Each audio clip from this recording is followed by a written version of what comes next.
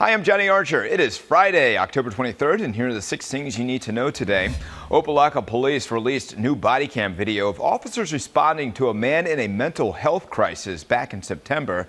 Family members say it was a tough takedown, but the Opa-locka city manager says the officers were justified as the man was combative and his resistance indicated that he was on drugs like flakka or PCP. And a follow-up on a Miami police officer who was photographed in uniform wearing a Trump 2020 mask. The Miami-Dade State Attorney's Office announced it will, quote, look into the incident. In a statement, State Attorney Catherine Fernandez-Rundle said she has asked her staff to investigate. Her office later clarified that they're working with police in an internal affairs investigation. And last night was the final face-off between President Trump and Democratic presidential nominee Joe Biden. The COVID-19 pandemic still a hot topic, though they also debated on issues like health care, foreign interference in the elections, and immigration. And we have all of their most heated moments at NBC6.com. And President Trump is scheduled to cast his ballot in South Florida this weekend. The White House says the commander-in-chief plans to vote in person in West Palm Beach tomorrow.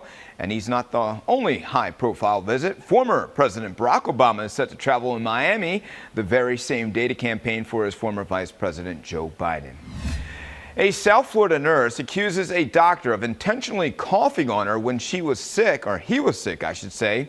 Venice Jean-Baptiste says she has asthma and ended up in the hospital fighting the coronavirus. She says her 2-year-old son also got the virus too. She says it happened in March and that her employer did not require staff to wear masks or get tests for the virus. Now she is suing the doctor and the clinic called Project Access Foundation on Biscayne Boulevard and 80th Street. The attorney for Project Access and the doctor told us that the allegations of the complaint are unfounded and they will be aggressively defended. Now, Project Access has sent us a statement saying at all times they have undertaken the steps necessary to comply with the CDC and state guidelines. Guidelines protect the public and its patients during the COVID pandemic and will continue to strive to protect and serve its local community. For all the details, head to NBC6.com. Okay, let's give you a quick update on the tropics here. Looking at this trough of low pressure south of Cuba, 40% chance of tropical development as it works north and then northeast. We're not going to see any tropical impacts here. It's looking like as of now in South Florida, outside of increased shower and thunderstorm chances. I say low tropical impacts because if something were to develop, it would likely, the center of that would likely be south and east of us. So lower impacts, but certainly still some rain to deal with. And then of course, we have Epsilon east of Bermuda. There's that track, just large swells for Bermuda and the Bahamas. No real impacts with Epsilon either. Then to our local forecast, a dry day today. Enjoy it. Dry evening, and then that tropical moisture from that trough we're tracking works north and then northeast.